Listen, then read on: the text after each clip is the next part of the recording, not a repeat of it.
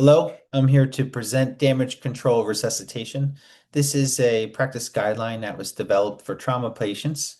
However, we can apply it to any hemorrhage that occurs in the operating room.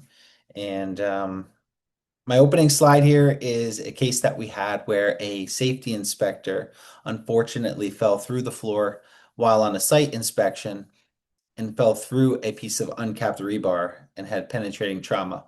You can see the picture there of his x-ray and even an intraoperative picture showing the rebar, which went between his heart and his phrenic nerve. And when he presented, we were able to apply the concepts of damage control resuscitation. So I thought it was appropriate to show here. And I'm happy to report he had an incredible outcome and left the hospital without any disability. So I'm going to work through these objectives. And, this damage control resuscitation has been written up many times and presented in various journals. I'm going to be presenting the most recent version, and that is by the American Association for the Surgery of Trauma, the AAST, which is joined up with the American College of Surgeons Committee on Trauma and put their talents together to come up with this practice guideline.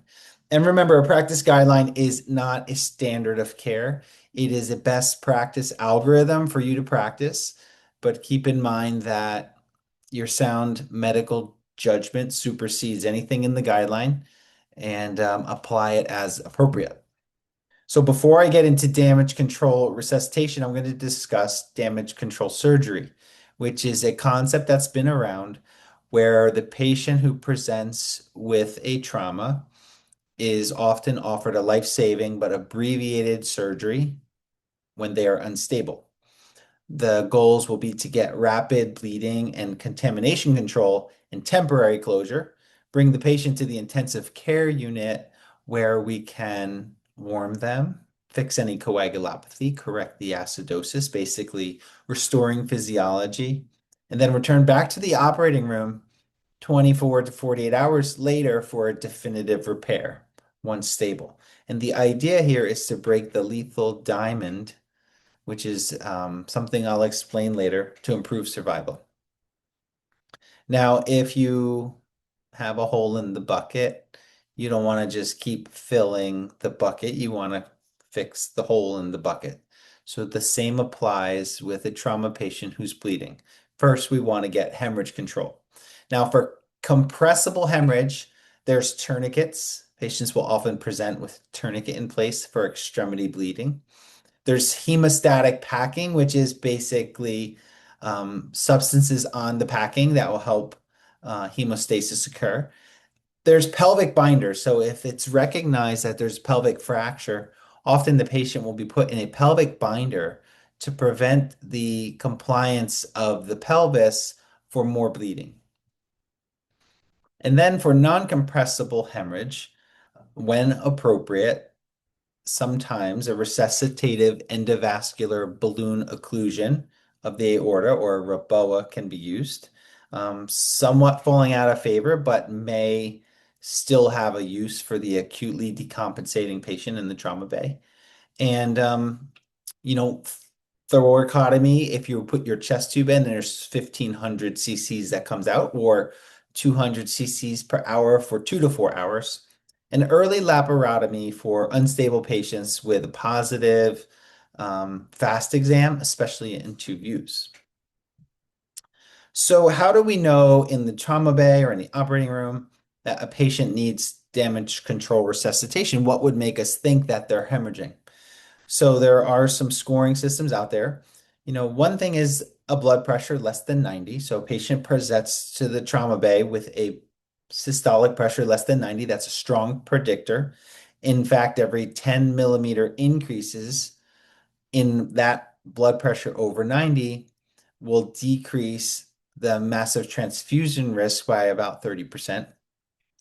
And remember that older patients may have higher systolic blood pressure, so we may use more of a 110 as a threshold to recognize possible occult hemorrhage.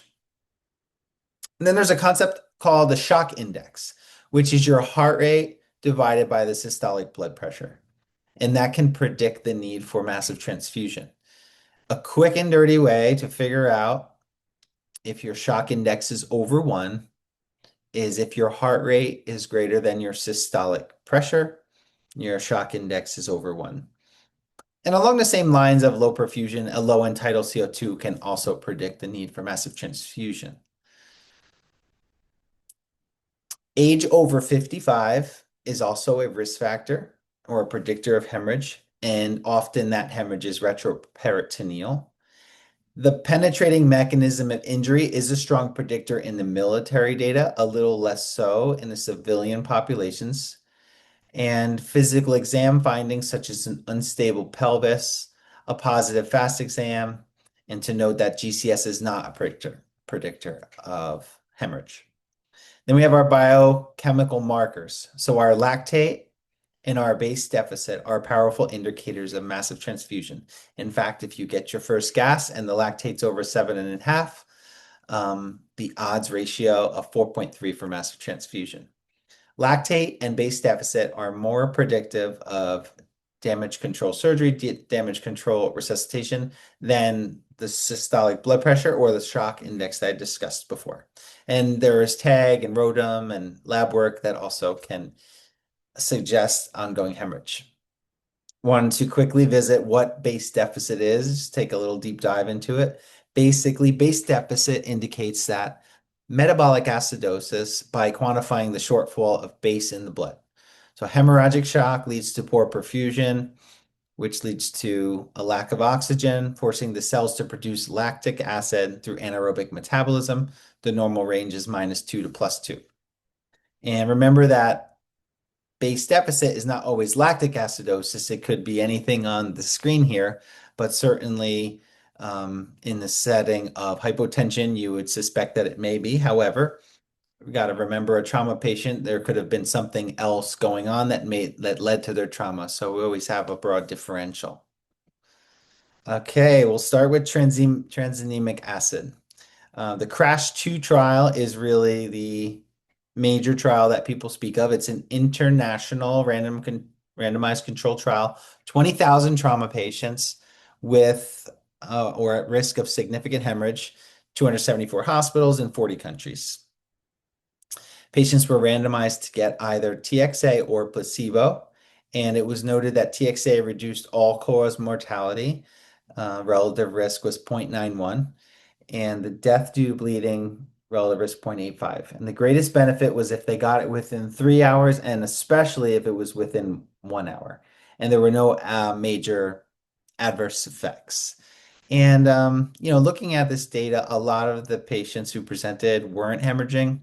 The ones that were and got the TXA, there was even more protection. Now, you may hear some surgeons asking for 2 grams of TXA at once, or 1 gram and then a second gram over 8 hours, or just 1 gram. So I put a couple of the trials that are out there.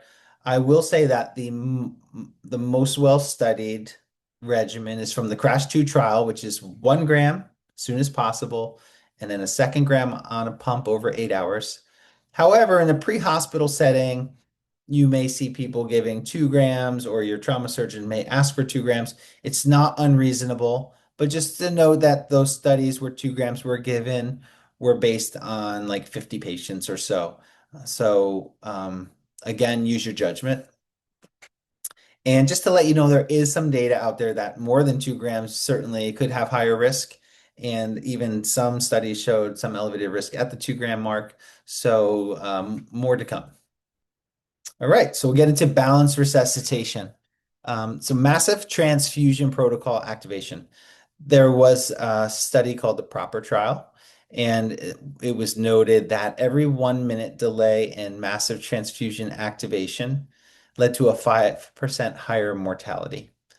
And the idea was that early activation improves product ratio and speed, preventing the lethal diamond. And meta-analysis, 14 randomized controlled trials with 3,000 patients. MTP reduced overall mortality, odds ratio 0.71. So the PROPER trial, which I just mentioned, was basically looking at the transfusion ratio of 1 to 1 to 1. versus 1:1:2, meaning platelets, FFP, RBCs. And what they found was that there were fewer 24-hour deaths due to exsanguination with early administration of 1:1:1 over 1:1:2. And in 2021, a meta-analysis, 5 randomized controlled trials, reported that a high platelet to RBC ratio improved survival. And even better, probably, is whole blood. So the Joint Trauma System, JTS, made a statement, pretty profound, that whole blood is the resuscitation product of choice for hemorrhagic shock at all levels of care. JAMA 23, 2,700 patients, whole blood plus components, improved survival. There were 2 systematic reviews that showed no difference. However, there was confirmed safety in those studies. In a prospective trial, 14 centers, 14 versus 32% mortality. That's pretty significant. And I'll say right now is an ongoing trial, the TROOP trial, trauma resuscitation with group O blood or versus products is ongoing, and I think that will close the gap. All right, that's blood. So blood versus crystalloid. Should we just give some crystalloid first? Well, there's better outcomes when using blood instead of IV fluids. Again, the proper trial found in some analysis after the fact wasn't powered for this. However, for every 500 mLs of crystalloid that was given in the first 6 hours, there was a 9% higher risk of ARDS. And for patients who received blood product volume similar, it was not predictive for that risk. So most likely that the crystalloid was leading to the elevated risk of ARDS. TCCC, crystalloids are no longer recommended for hemorrhagic shock. All right, that's a takeaway point. The guideline is that crystalloids are not recommended for hemorrhagic shock. LR and plasma light in the first 24 hours had better acid-base status versus normal saline. I'm going to get into that data to take a deep dive into saline versus LR when you do need a balanced solution. Of note, you may want normal saline with traumatic brain injury because saline's osmolarity is 308, LR is 270, your blood is 280. So if you have a swollen brain, the free fluid's going to move towards the osmoles in the brain and cause more brain swelling with a hypotonic solution. So saline still has a role in traumatic brain injury. All right, let's look at saline. So maybe it's an outdated fluid. Just kind of look this chart over. Really, normal saline is fundamentally unphysiologic, and lactated ringer is a balanced solution that more closely mimics human plasma. So if you look at your SMA-7 and you see the sodium, 135, 140, well, it's not 154. That's what it is in saline. There's way too much chloride, and you know the body wants to maintain neutrality. So if you give all that anion, you're going to have a hyperchloremic metabolic acidosis. There's no potassium, no calcium. It's very acidic. It's a very higher osmolarity. So what's the history of saline? In 1832, that's a pretty long time ago, Scottish doctor Thomas Latta first used saline during a cholera epidemic. He gave IV fluid. Patient looked better. It was a lifesaver at the time. However, recognizing its dangers, lactated ringers was developed in the 1930s as a safer alternative. First, a ringer solution, and then with the lactate added, lactated ringers. So although saline remains useful for TBI and treating hyponatremia and maybe in metabolic alkalosis patients, and sometimes when drugs are only compatible in saline, it has a use, maybe it's outdated for our standard cases. So the SMART trial, excess chloride can cause acidosis, and the unblinded, being unblinded is not a good thing. You want to be blinded, so you don't reach for a fluid maybe in the sicker patient. but it was prospective. Salted, meaning the ED part, was the ED trial. It found that saline led to more AKI. And the SMART trial, which was an ICU trial, and the SMART trial indicated that balanced crystalloids led to a lower death and AKI versus saline. And maybe the lack of calcium and the acidic pH can worsen coagulopathy. All right, so this is that lethal diamond that I was speaking of. So it has four parts: hypothermia, acidosis, hypocalcemia, and coagulopathy. Now, if you look at this coagulation cascade, it's loaded with calcium. There's calcium all over it. So calcium's important, and it's not just important for coagulation, it's important for the myocyte and skeletal muscle and the vascular tone, neuromuscular function. So we want to make sure that we don't have a low level.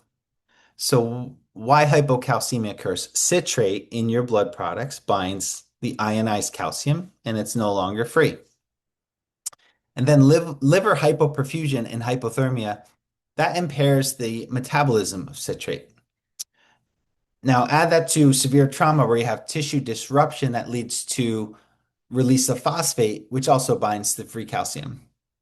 And then acidosis increases your ionized calcium binding to albumin and takes it out of circulation. And then we add crystalloid, which is going to further dilute calcium. I thought this was pretty neat. Your liver metabolizes 3 grams of citrate every 5 minutes. And every unit of PRBCs has 3 grams of citrate. So every unit you give, you need 5 minutes to clear it. Now, once the liver gets hypoperfused and cold, it doesn't metabolize it as quickly. So you're going to have more and more of a drop in your ionized calcium. So the AAST and the ACS Committee on Trauma recognize that ionized calcium of greater than 1 to 1.2 in trauma patients undergoing resuscitation.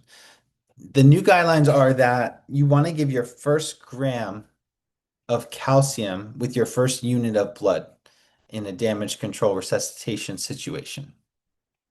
And then probably a gram or another treatment every 4 units, or just watch the calcium closely on your blood gases. When you need to get the calcium up quick, calcium chloride is your answer versus calcium gluconate. Hypocalcemia is a marker of injury and severity with poor outcomes, but the studies haven't really shown that by replacing the calcium, you're going to have a better outcome. So the question is the hypocalcemia just a marker of more severe trauma, which is going to lead to poorer outcomes? But by treating it, will it improve outcome? That's yet to be demonstrated. So when you talk about chloride versus gluconate, calcium chloride has 27 milligrams per ml elemental calcium, and calcium gluconate has 9. So really you need 3 times as much calcium gluconate to get the same effect as calcium chloride. So calcium chloride, faster ionized calcium rise when used when rapid correction is needed.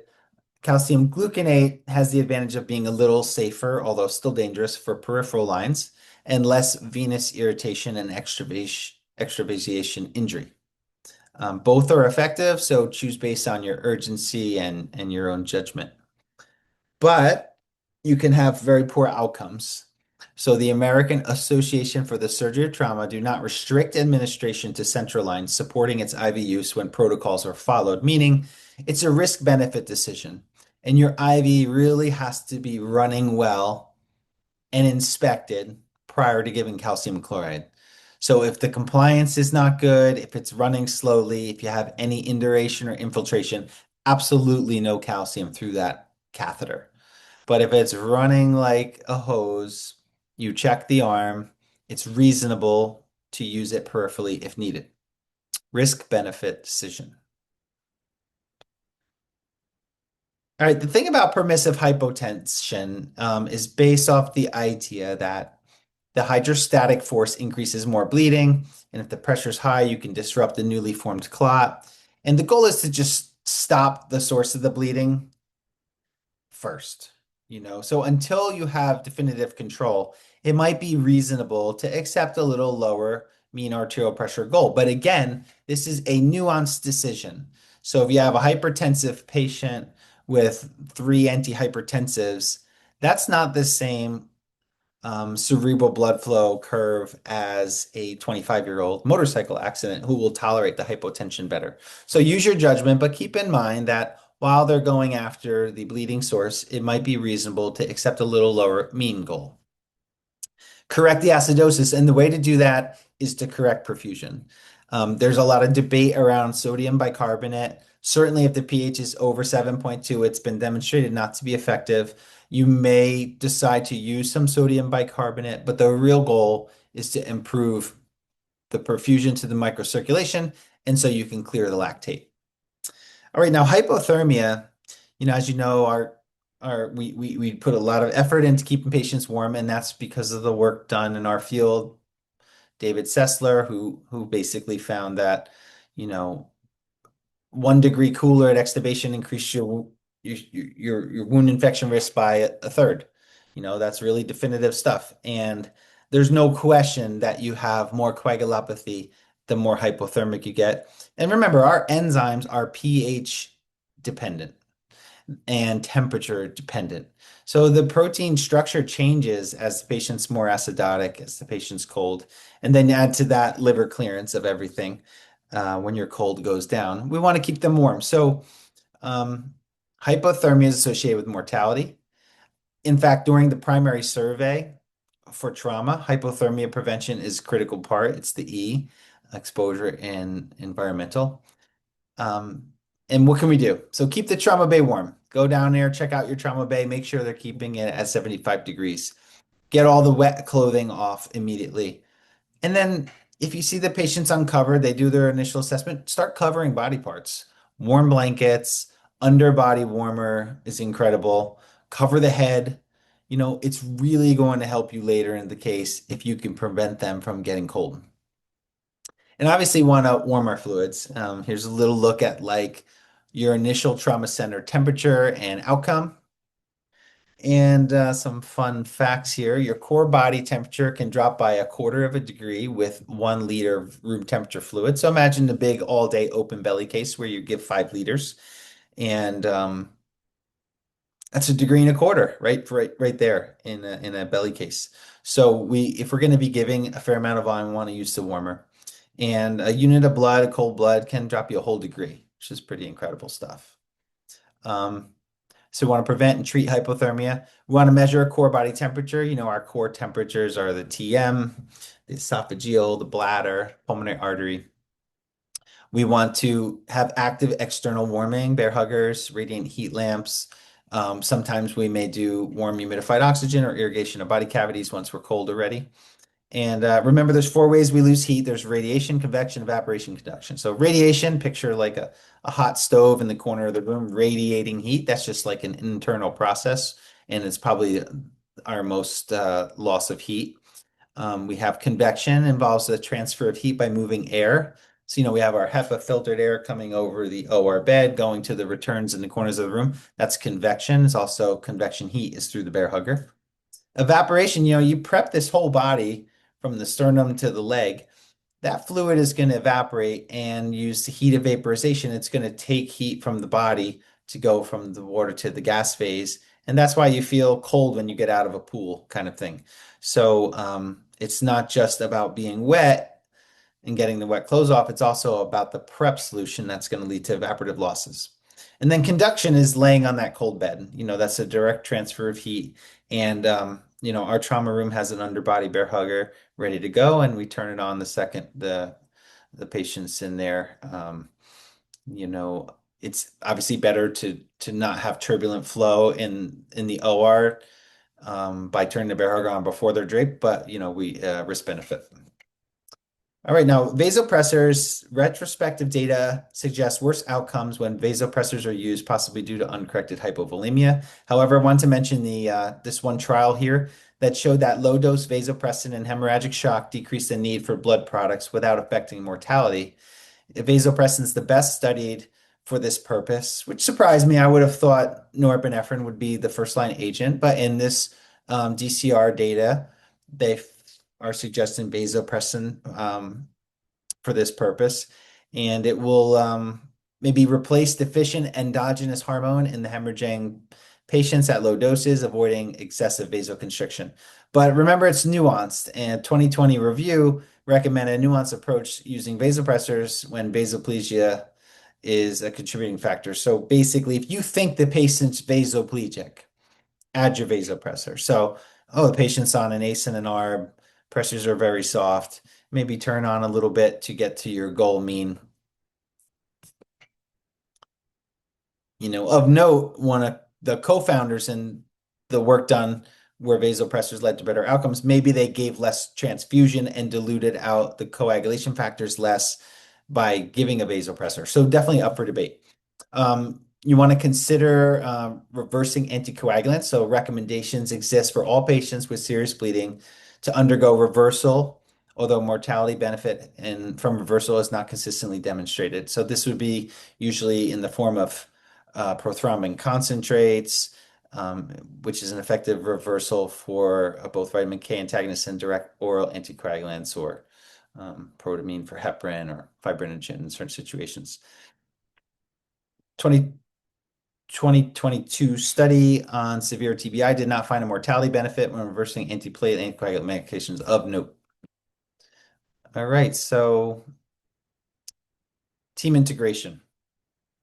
We want to have case-based practice. We want to learn from simulations, but also debriefs. So after your case, get everyone together and say, what could we have done better? What could we do different? What went well? What did not go well?